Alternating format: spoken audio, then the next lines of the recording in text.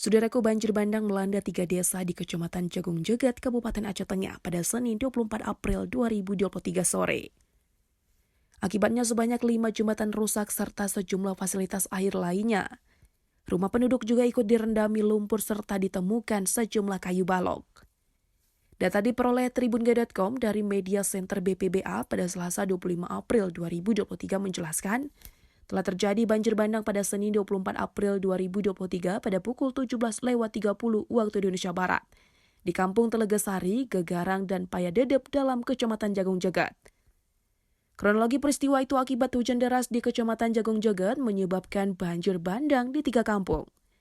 Data Pusdalos BPBA merupakan data kiriman dari BPBD Aceh Tengah. Banjir bandang berdampak pada kerusakan 5 jembatan, yakni rincian 3 unit jembatan besi terbawa arus banjir bandang, 2 unit jembatan utama penghubung Kampung Gegarang, Kampung Telegesari rusak berat. Banjir bandang juga menyebabkan 3 unit atau imtek penampungan air bersih dan jaringan air bersih rusak berat, serta lahan pertanian dan persawahan. Dari Aceh Tengah, Romadhani, Tribun Gayo.